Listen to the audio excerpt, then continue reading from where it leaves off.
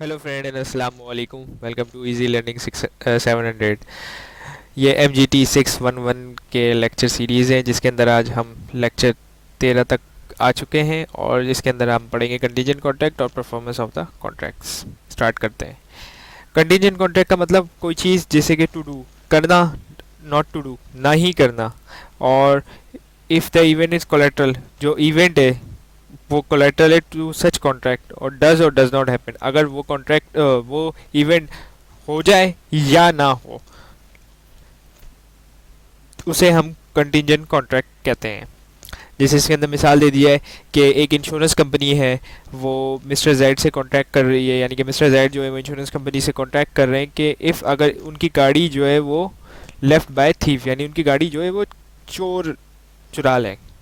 ठीक है। Contact between the client and the counsellor regarding the payment as professional fee if the suit turn out to successfully. मतलब क्या, अब जाहिर सी बात है इंश्योरेंस कंपनी जो है वो तभी पे करेगी जब गाड़ी चोरी हो जाएगी। अगर गाड़ी चोरी नहीं हुई तो इंश्योरेंस कंपनी पे नहीं करेगी। ये एक कंडीशन है, यानी कि मतलब अगर हम देखें ना इसके अंदर जो बात की गई कि भाई कंटिन्यू टू डू और not to do, happening of the does और डज नॉट हैपनिंग। हैपनिंग यानी मतलब कोई चीज़ हो या ना हो गई, चोरी हो गई गाड़ी, तो ये हैपनिंग इवेंट हो गया। ठीक है। इसके स्कोप यानी कि मतलब क्या, इस यानी मतलब हम किसको कंटीजेंट कॉन्ट्रैक्ट कहेंगे? एक contingent contract to be a collateral to the contract, यानी मतलब कॉन्ट्रैक्ट के साथ मिला हो, जुड़ा हुआ हो। ठीक है। Contingent contract to do condition of preceding, यानी मतलब कोई कंडीशन रखी गई हो। अब पिछली अंदर कंडीशन है ना कि अगर गाड़ी चोरी हो गई तो ये कंडीशन है। और क्या बात और क्या है कि एब्सोल्यूट ऑब्लिगेशन हो इन्फोर्सिबल इन फॉलोइंग मैंने। अब क्या है, on the happening of the event, यानी मतलब जो पिछली एग्जांपल थी उसमें इवेंट हैपन क्या होगा, अगर गाड़ी चोरी होगी। ठीक है। और फिर उसके बाद जाके on fulfilment of the condition stipulate, मतलब यानी कि किसी एक इस टाइम फ्रेम में, जैसे मिसाल ये इंश्योरेंस पॉलिसी होती है कि भाई ये 2 साल तक, जैसे मैं ले रहा हूँ इंश्योरेंस पॉलिसी कि भाई मेरी जो 2 साल तक गाड़ी चोरी नहीं, यानी कि मतलब मैंने 2 साल का कॉन्ट्रैक्ट किया कि भाई इस अरसे में मेरी गाड़ी चोरी अगर हुई तो आप पैसे भरेंगे। और अगर कॉन्ट्रैक्ट ऐसा, यानी मतलब ऐसे देख कंडीशन टाइम थी, टाइम असल चीज़ है टाइम, कि भाई टाइम के दरमियान अगर 2 साल के दरमियान टाइम हो गई, चोरी हो गई गाड़ी, तो जो इंश्योरेंस कंपनी है वो पे करेगी, और अगर नहीं हुई तो इंश्योरेंस कंपनी पे नहीं करेगी। ठीक है। अब इसके अंदर क्या है कि भाई condition must be fulfil complete and absolute, मतलब कंप्लीट होना चाहिए कॉन्ट्रैक्ट, और एब्सोल्यूट होना चाहिए। एब्सोल्यूट मतलब यकीनी, ये नहीं कि गैर यकीनी कॉन्ट्रैक्ट होना चाहिए, और कंप्लीट होना चाहिए, पूरा कॉन्ट्रैक्ट होना चाहिए। If the condition is not fulfil the यानी कि मतलब क्या, अगर पिछली मिसाल दे दी है कि अगर गाड़ी चोरी नहीं हुई तो इन्फोर्सेबल नहीं है। अब चाहे आपने कितनी भी प्रीमियम भरा हो, इससे कोई सरोकार नहीं है कि आप उसको इंश्योरेंस कंपनी को ये नहीं कह सकते कि भाई मैंने तो इतना प्रीमियम भर दिया। नहीं, अगर गाड़ी चोरी होगी, चाहे आपने एक प्रीमियम भरा और गाड़ी चोरी हो गई, अब उनकी जिम्मेदारी है कि वो आपको पैसे दें। और अगर आपने सारे प्रीमियम भर दिए, एक प्रीमियम सिर्फ रह गया था और उस दौरान गाड़ी चोरी हुई, तब भी वो पैसे देंगे। और अगर आपने सारे प्रीमियम भर दिए और उसके बाद यानी 2 साल के बाद आपकी गाड़ी चोरी हुई, तो अब जैसे वो रिस्पॉन्सिबल नहीं है। और 2 साल के एंड पे भी आप ये नहीं कह सकते कि भाई मेरे पैसे वापस करो, क्योंकि मेरी गाड़ी तो बीच में चोरी नहीं हुई, क्योंकि जैसे ये कंडीशन जो है वो फुलफिल नहीं हुई, जो कंडीशन थी कि गाड़ी चोरी हो गई। अब क्या मतलब इन्फोर्सिबिलिटी ऑफ द कंडीशन, यानी इन्फोर्सिबल कब होगा ये, इसके अंदर दी जा रही है कि भाई contract to do not to do, वही बात है फ्यूचर इवेंट। ये ध्यान में रखिए, कंटीजेंट कॉन्ट्रैक्ट जो होता है वो हमेशा फ्यूचर इवेंट पे होता है। जैसे गाड़ी चोरी हो गई हम कह रहे हैं ना कि मतलब फ्यूचर में होगी, अब ये तो नहीं है कि भाई अभी गाड़ी चोरी, नहीं ऐसा नहीं। और फिर उसके बाद enforceable unless until the event है हैप्पी, यानी मतलब जब तक इवेंट होगा नहीं या हो जाएगा तब तक होगा। और अगर इवेंट जो है वो इम्पॉसिबल हो गया, कॉन्ट्रैक्ट बिकम वॉइड। अगर वो कोई इवेंट था, जैसे मिसाल दे दिया है कि भाई मैं ये कह रहा हूँ कि भाई मेरी शिप आ रही थी कहाँ से, दुबई से पाकिस्तान, ठीक है, और वो बीच में डूब गई, तो अब वो डूबना क्योंकि वो इम्पॉसिबल हो गया, वो आ नहीं सकती, तो कॉन्ट्रैक्ट जो है वो बिकम वाइड हो गया। अब इसके अंदर जैसे मिसाल दे दी गई कि मिस्टर यासिर ने कॉन्ट्रैक्ट किया कि मिस्टर असलम को टू सेल द कार। ठीक है। मिस्टर अकमल हुम ऑलरेडी ऑफर, यानी मतलब उनको already offer buy this car is said. ठीक है। अब क्या है, the contract can not be enforceable नहीं है by the law unless the mister Akmal refuse to buy the car. अब वो रिफ्यूज करेंगे तो इन्फोर्सेबल है, और अगर रिफ्यूज़ नहीं करे तो फिर इन्फोर्सेबल नहीं है ये contract. Obligation of the party, यानी परफॉर्मेंस ऑफ द कॉन्ट्रैक्ट में हम आ चुके हैं कि भाई ऑब्लिगेशन अब क्या है, क्या कह रहे हैं, party to a contract either perform और offer to perform in unless there. मैं आपको इसका क्रक्स बताता हूँ कि मतलब कि भाई एक बंदा है, जैसे मिसाल दे दिया, आपने किसी से कांटेक्ट किया कि भाई मैं आपको 100 किलो चावल दूंगा, तो आप क्या, आप और तुम मुझे उसके हिसाब से पेमेंट कर देना, जो मिस्टर सी है। तो आप उसके पास लेके गए चावल, अब वो बंदा आपको मिला ही नहीं, वो बंदा जो है वो अपना बिजनेस वाइंड अप करके कहीं जा चुका है।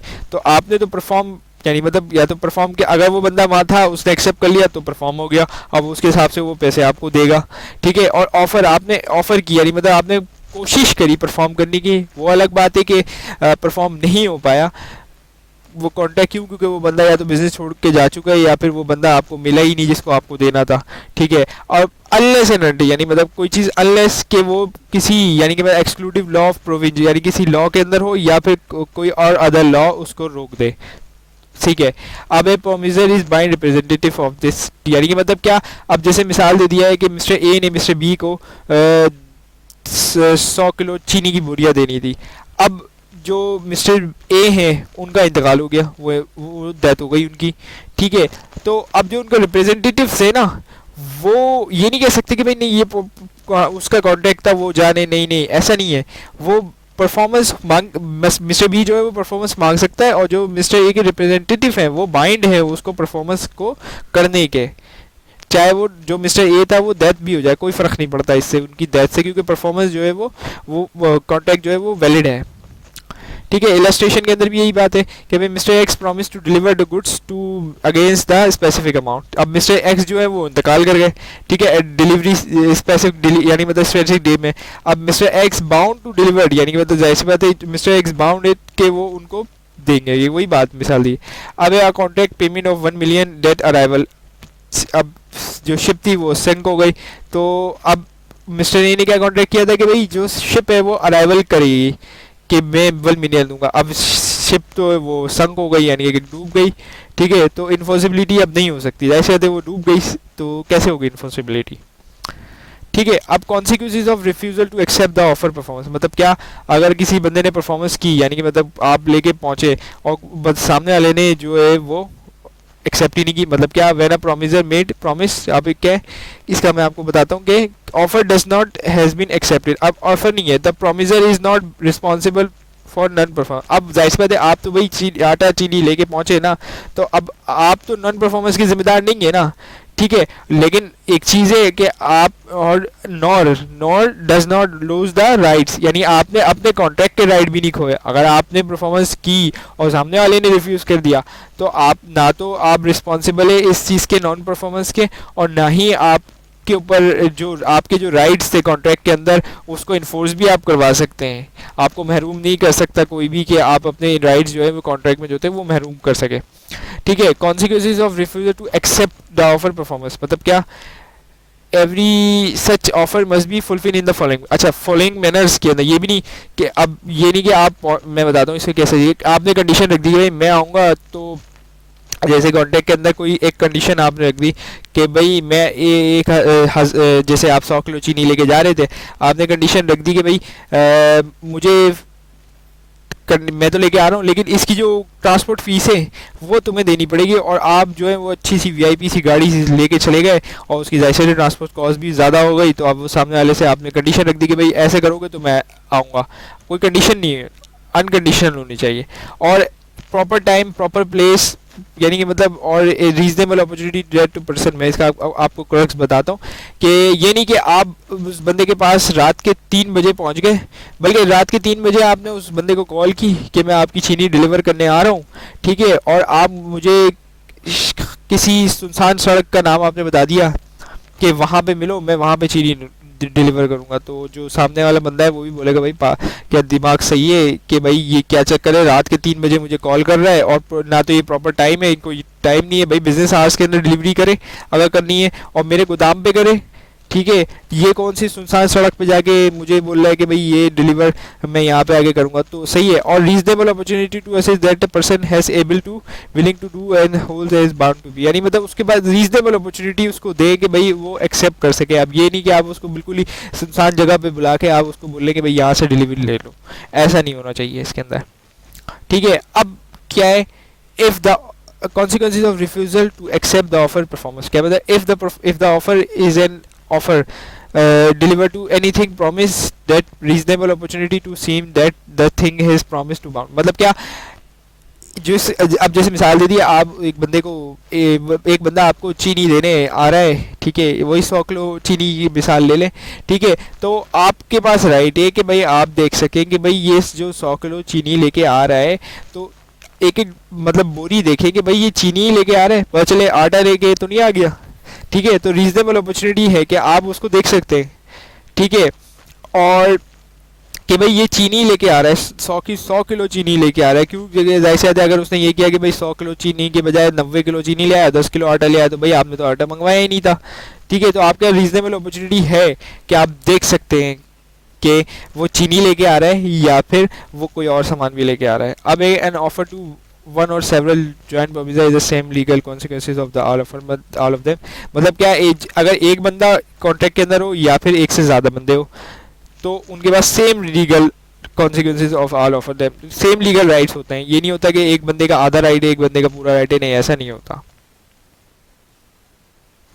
अब क्या है, वही मिसाल के इसके अंदर दी गई है, इलस्ट्रेशन है कि भाई X enter into the contract on 1 July to supply 100 ton of chawal, ठीक है, वेयर हाउस स्पेसिफिक, ठीक है, और X is insured that specific quantity of chawal on the due date circumstances reasonable opportunity to satisfy regarding the quantity and quality, मतलब क्या, अब जैसे मिसाल दे दिया है कि भाई वो 1000 टन जो है वो चावल देने जाना है। ठीक है, तो अब इस चीज़ में देखेगा वो जो बंदा है सामने वाला, जो वाई, जो यानी मतलब वाई है, कि आपने इसको क्वांटिटी पूरी दी है और वही क्वालिटी दी जिसके आपने ऑर्डर दिया था, ऐसा तो नहीं उससे कम क्वालिटी दे दी या उससे ज़्यादा क्वालिटी दे दी और फिर प्राइस भी ऐसे उसके बढ़ जाएंगे, तो और स्पेसिफिक डेट भी है इसके अंदर। तो इस मिसाल में ये समझाया गया है। उम्मीद है कि आपको आज का लेक्चर समझ में आया होगा, और इस लेक्चर से रिलेटेड कोई भी क्यूरी है, कोई भी क्वेश्चन है, तो नीचे कमेंट बॉक्स में मेंशन करें। इस वीडियो को लाइक करें, शेयर करें अपने दोस्तों के साथ, चैनल को सब्सक्राइब करें, और thank you for watching this video.